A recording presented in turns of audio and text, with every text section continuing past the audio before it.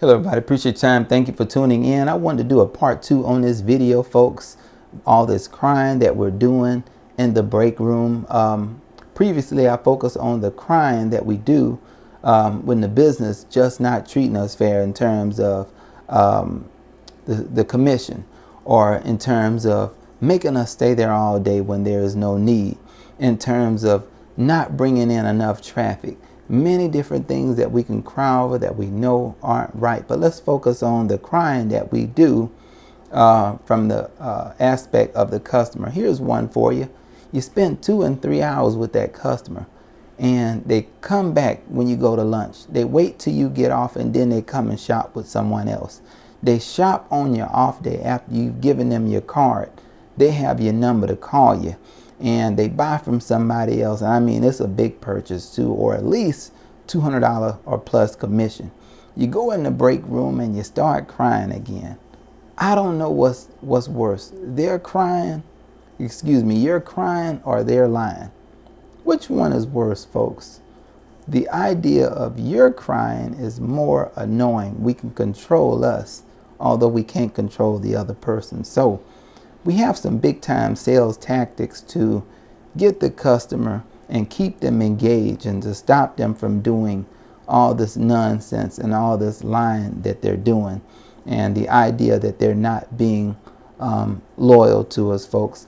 I've been there before where I had one particular customer, and I just left for 5 minutes to go and tend to another lady. And the other lady, I think I made a mattress sale. I think I sold one and made about 12 bucks on it. But this particular sale here, the lady bought from my fellow co-worker, and I think she spent a little over 10 grand. My co-worker made about $500, which should have been my money. It was a B-back. But what did I do? I boo-hooed all up and down the sales floor. I cried like a baby. You know, I was so angry. And other people as well threw a pity party for me. Did me no good, but for just some reason it felt normal to cry up and down the sales floor. It seems logical for a lot of us to go in the break room and boo-hoo and cry a river to our fellow co-workers when things don't go our way. We need to stop this, folks. It is madness. It is something that makes no sense. Kids do this. Third graders do this, folks, when they can't get their way, right? Little toddlers do this when they can't get their way. This shouldn't be among adults. This should not be among people who are very, very skilled and talented, such as we as salespeople. So many different things that are going on in this platform that'll help you to gain more control. What's another one that we do? Well, here's another thing that we cry over. The customer set forth unrealistic expectations in terms of the price. You gave them a discount. They just keep going low, right? It's cutting into your commission. And frankly, it's impossible for you to make this sale because it cuts into the company's profit. And there's just no way this deal can get done. And they'll say things like, I can go on the internet, I can go down to XYZ and get this product, which we know they can't, quality for quality.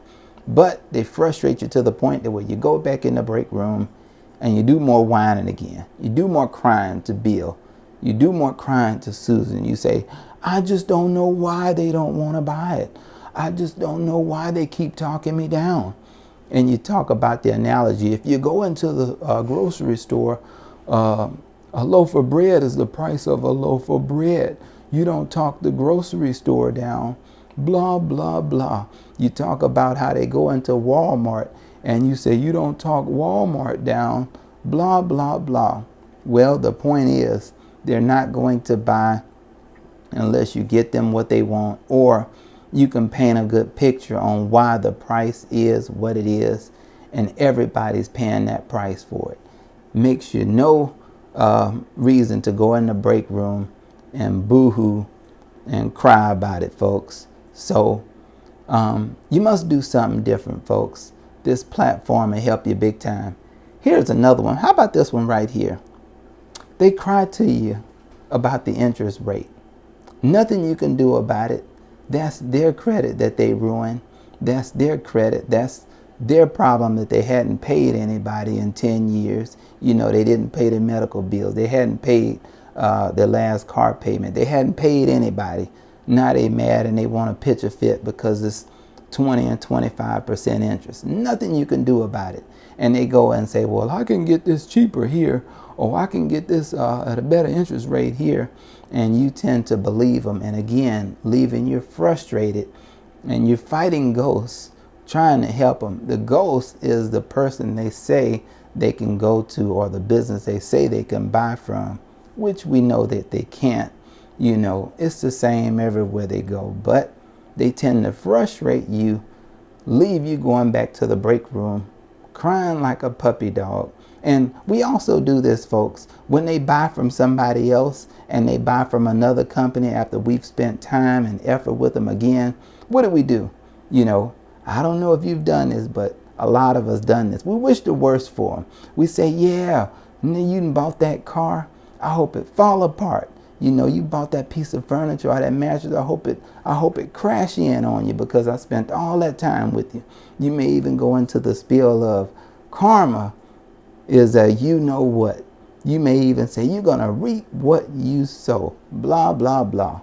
I hope the product breaks. I mean, you wish the worst on the folks. And you do that in the break room with your fellow people. This is downright madness, folks. This is ridiculous. We're doing this because we are powerless. Out of all folks, salespeople, very talented, very skilled. You should have the control in your hands just like a doctor would.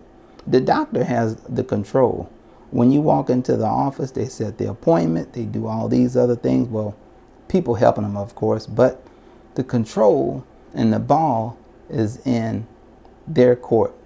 Not for the client, not for the patient. You should be the same way as a professional. You make the appointment, they come back to you. If they don't, no problem, right? You have the power, not them. But for some reason, you have a false reality that the customer has all the power. And if they don't buy anything, you're going to be in a begging state, and you shouldn't be that way. So again, platform built for you to win.